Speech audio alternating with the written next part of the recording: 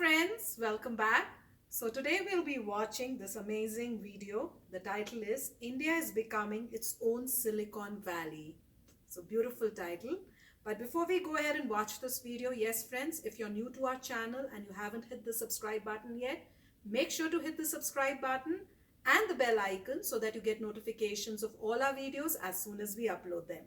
And after watching today's video, if you like it, then don't forget to hit the like button and share the video with your friends and family.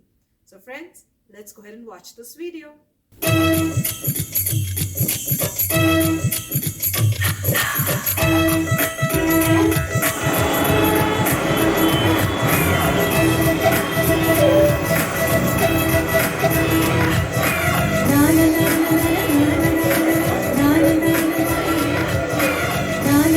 morning all. So what is telemarketing? Selling products over telephone. Social graces. What are social graces? Good morning. Thank you. You want to do the inbound call of me? You say? My name is Sayed. I'm calling behalf of Elika. I'm calling you on behalf of Elik. My name is Asha. How can I help you? How may I help you? Good morning. Welcome to Dr. Wellness. My name is Krishna. Oh, wow. How may I help you? Perfect. This is a call center in Bangalore. Call centers were among the first outsourced tech companies to appear in India, and they're still here. Good morning. This is Krishna. How may I help you? The location of VFW in Bangalore? Call center work has been outsourced from America to India for decades, but this call center is different. Hello? Because many of their clients are actually Indian. When we actually looked at the growth of India, there were a lot of domestic companies that were actually, growing. You decided to do just the domestic market, just companies that are in India. Correct. And that actually did wonders. The fact that Transact Global has found success by serving largely its own market is an indication of just how far the market has come. India's IT sector has evolved so far out of its call center beginnings that it's now a $150 billion industry. This is the corporate headquarters of Emphasis, one of the biggest IT services firms in all of Bangalore. Why did India emerge, and Bangalore specifically, as sort of the site for this kind of growth? We've always had in India a fairly large STEM population, right? We've had a history of mathematics and science and engineering and medicine. Back in the 80s, IBM was launching the PC, Microsoft was launching the desktop operating system, and computers were going mainstream. So there was an opportunity for the Indian talent to be taken to where the work was, which was the United States. As telecom infrastructure became more stable, that led to this development of the offshore services that provided a much faster way to write software, because if you can do it pretty much 24 hours a day. And then came Y2K. What was the problem with Y2K that India had to face? The problem was the Western world had written programs that couldn't handle 00 at the end. How do you make sure that the computers don't fail when they come across a 00? And that's the year 2000. That's the year 2000. Some members of Congress are worried that the computer glitch will lead to dangerous problems on the world's infrastructure. That's when a lot of our Indian companies that were young and nascent showed the world they had the ability to fix problems and do it in a way that you can actually afford. And over the last 25 years, this has kind of become a massive hub for the global companies to build software that essentially runs the world. Indian tech workers are a worldwide phenomenon, with 850,000 entering the global workforce every year. A primary source for this talent are the country's 23 Indian institutes of technology. They're among the most competitive engineering schools in the world. The IITs was set up in the 50s as institutions for engineering education and research, modeled after MIT and Cambridge and other things. So this is India's sort of best and brightest engineers. People get in here, and after they finish their undergraduate, they're sought after by all kinds of companies, Google, Facebook, the banks. What are the most sort of popular or more competitive programs? Computer science.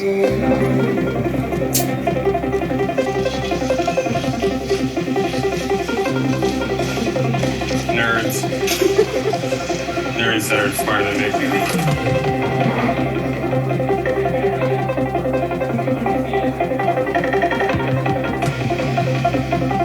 These kids all scored the best on the entrance exam. Yes. Right? So even better than everyone at IIT, these are the kids who are the best of the best. Yes. What is it like teaching them? very exciting. Do you think one of these kids is gonna like maybe do something? Very. Wow. But it seems for some of these kids, their dream is no longer to work in the US. Instead, they'd prefer to innovate right here in India. There is an inherent sense of wanting to contribute to India's GDP. And there's a lot of emphasis on entrepreneurship and starting on your own. This push towards entrepreneurship has become the primary focus, as basic software engineering skills are no longer enough. In response to this shifting landscape, a number of startup incubators have sprung up to nurture creative ideas out of mathematically built minds. Science and technology are the backbone of Indian education. But if you want to go from a back-end coder to a front office visionary, you got to learn how to sell.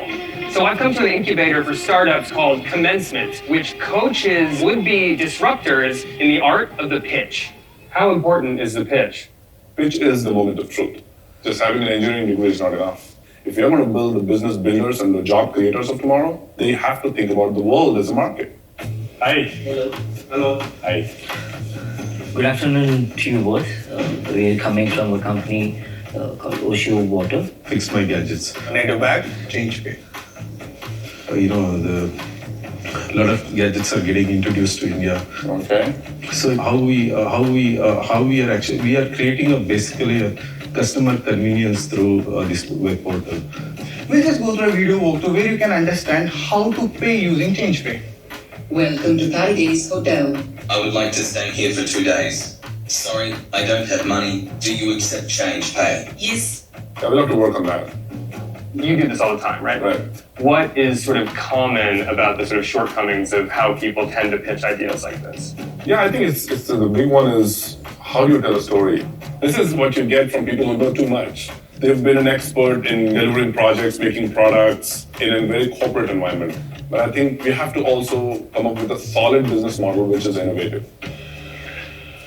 Hello, I'm from Music Money Labs. I'm Gopal. We are a music technology company that teaches scales music education. It works very simply. I mean, you just put it in front of you and you start singing. And it tells you if your frequency is off or if you're off the beat. We show you detailed breakdown of how can you improve and you can track your progress over time. In India, you have so much diversity in music. And my motivation is to build digital infrastructure for the Indian heritage. This is cool because it's sort of like very culturally Indian things becoming potentially like a globally useful product. But also, it takes a non-music person to figure out a new way to do music. Yeah, right. Well, it didn't take a very social Zuckerberg to figure out the social network, right? Right, exactly. He's got the stars in his eyes, as you can see. For many of these would-be entrepreneurs, the hope is to one day join the fast-growing list of Silicon Valley-sized success stories, who make up much of India's nascent venture capitalist culture. I'm at a golf club in Mumbai, and I'm playing around with one of the top VCs in the country. He's been named one of the 50 most influential business people in all of India, and he's funded some of the most successful online ventures that this country's ever seen. So what was your big, first success back in India? Nice. Good I was sitting in my office, met one of these sort of fellows who does the traditional matchmaking. Like arranged marriages? Yeah, it occurred to me that why not put this stuff up on the internet? And so that idea was born, and we started out with Shirley.com. There you go. What were the next investments that you made? About 2011, I met a young guy called Bhavish, and he was looking at raising some capital for an on-demand cab service through your app.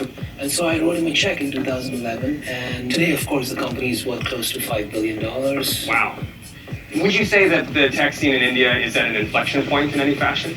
Indians have tasted blood, and given the cultural advantages that India has in many ways, I think it's a foregone conclusion that Indians will drive the coming tech revolution. You're already seeing it.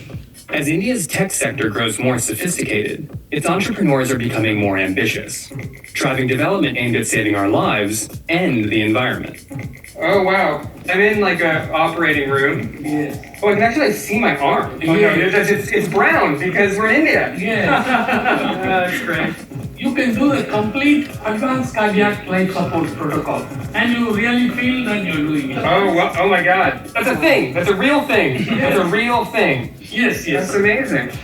While many technology companies here are focused on serving the world's economy, I've come to the garage of Altigreen, a startup that's trying to take a hands-on approach at solving some of India's problems. In India, there are 1.2 million people dying early every year because of poor air quality. So what do you guys do? We allow people to take their existing vehicle, bring it into our place, convert it into a hybrid at $1,000, saving 25% in fuel and 25% in emissions. Sure. I mean, are you trying to compete with like a Tesla? No. Tesla is still selling $100,000 cars. That doesn't work for India. What we're doing here is we're democratizing the use of electric technology. Amazing. Entrepreneurship is exploding here, with over 5,000 verified startups currently operating nationwide. Projections are so good, in fact, that the blue chip prospects who originally left India to succeed in America are beginning to return. I understand that most of you guys studied in the US or lived in the US at some point, and so why did you come back? Look at populations in India, right? We are building something that could potentially be used by 1 billion people, and it's a lot like the Wild West. The rules are being made. Bangalore is very, very cosmopolitan now. There are people from not just all over India, people from all over the world, people who've lived abroad and come back. I had a job offer interest from Google New York, but I met some really nice people in Bangalore that time, and I thought that why not give it a shot. So you gave up working at Google to come back and do a startup. Given sort of the increasing amount of anti-immigrant feelings in the United States, did that contribute to your decision to move here? Trump coming to power has not been good for anybody, and I think that is sort of forcing the growth. Well, guys, to Bangalore, you're coming home, to making something happen. To many, the future of technology doesn't lie in Silicon Valley, but in places like Bangalore. Recent evidence suggests that this is already happening, as emerging economies like India's make up almost 60% of global GDP, according to the IMF. Opportunities abound. Software, where all the value addition lies, is now our calling card as a country. Bangalore is a city primed to emerge as a global leader in tech, with its nation's investment in education and innovation paving the way for a potential overthrow of Silicon Valley as the center of the tech universe. You think Bangalore would ever overtake Silicon Valley as the center of engineering production?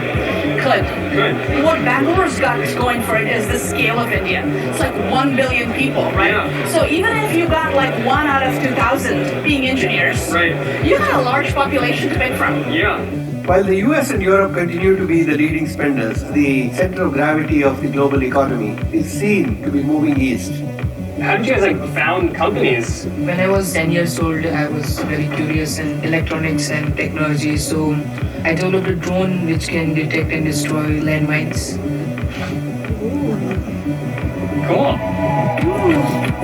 Consequently, Asia will account for at least 25% of global ER&D spend before the turn of this decade, and that defines the age that we live in.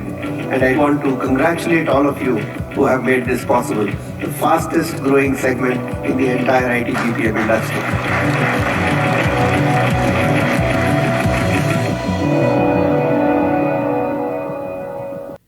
So friends, this was all technical stuff about computers, and I would say he's the best man to speak about it. But I'll let you know what I liked. The best part I liked in here was when those 3 little kids, 14-year-old kids, were sitting, and he was asking some questions, and we got to know that one of those kids, he actually made a drone that could destroy mines. I was like, wow, I should have shown Rishi this. Maybe he'll also feel a little bit motivated.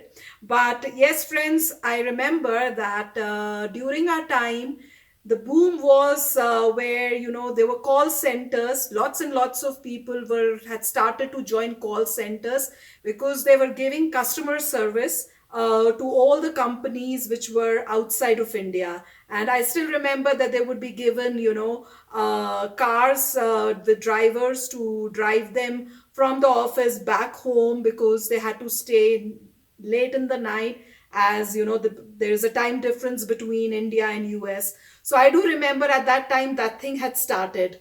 So, but now it says that that was long time back. Now the people of India, they are not into this call center thing, but more into innovating, inventing new stuff, and having new startup companies. So beautiful video, and yes, India is becoming its own Silicon Valley, and the day is not far away when we will see that.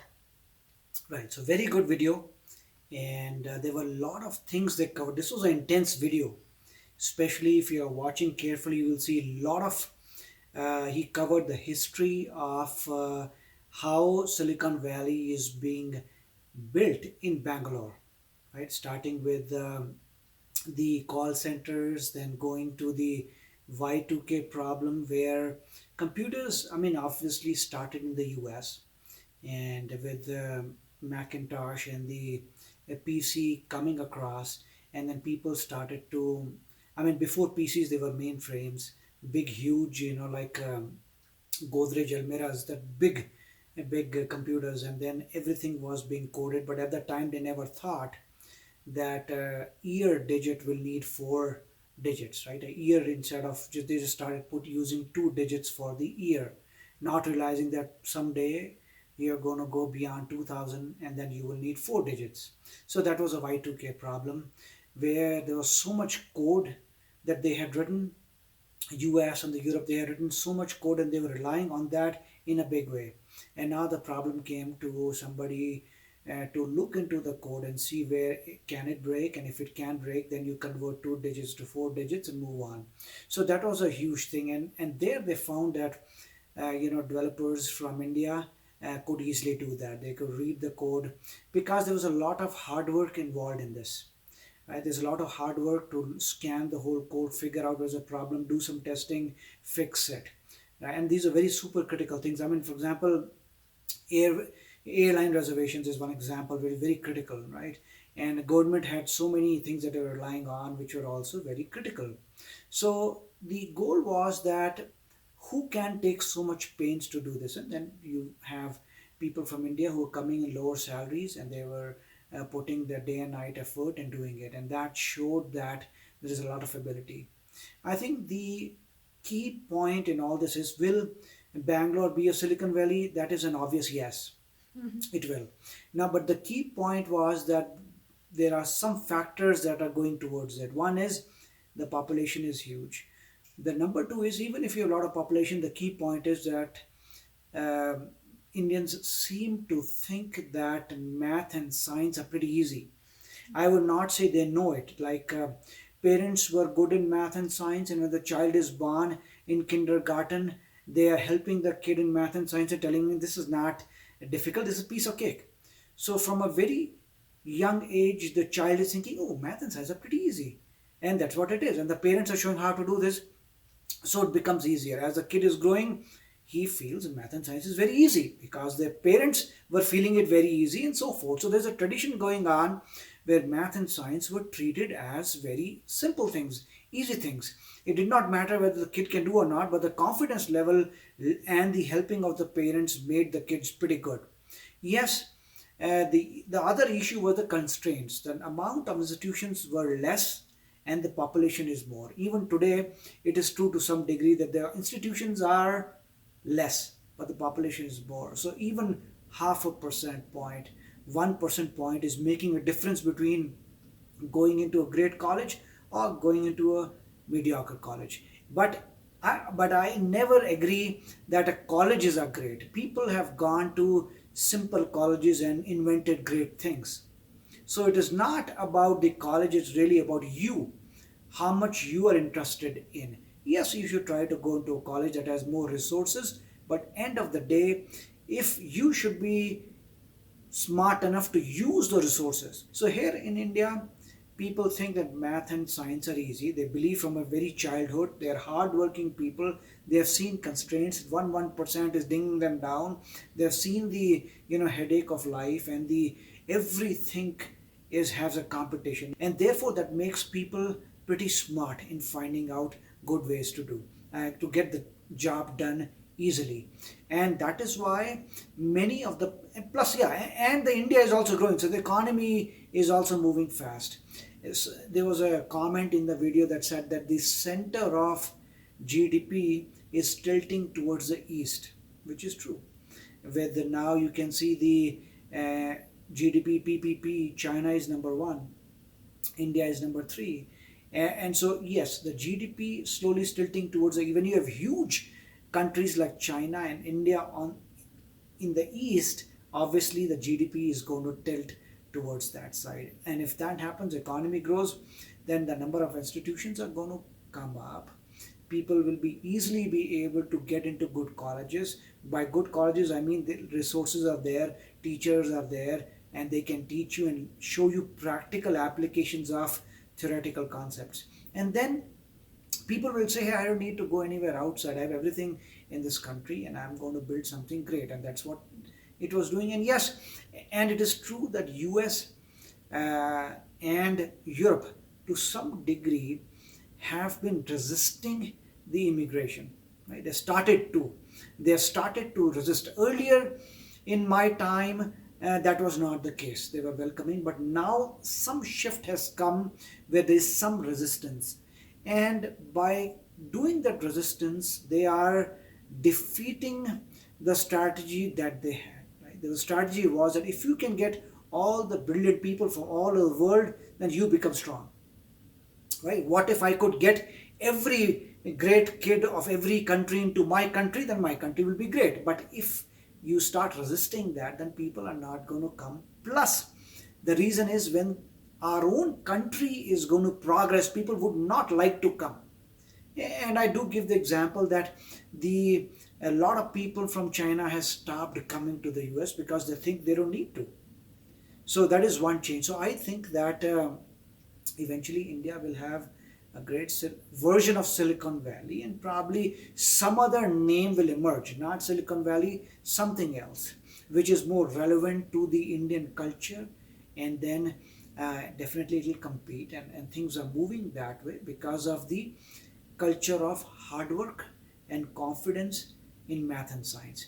So very good video. It teaches a lot, but I'm very happy to see that a lot of activities going on, and obviously being in this business, I already knew that this is what is going on already, and it's a great thing. So very good video. So yes, friends, beautiful video. And as he said, of course, India is going to become a Silicon Valley very soon. So looking forward to that. We hope you enjoyed this video. We'll come back again in another video very soon. Till then, take care and bye-bye. Oh, and if you're new to my channel, don't forget to hit that subscribe button and hit the bell icon so it notifies you when I put in my new video for you to enjoy. Bye!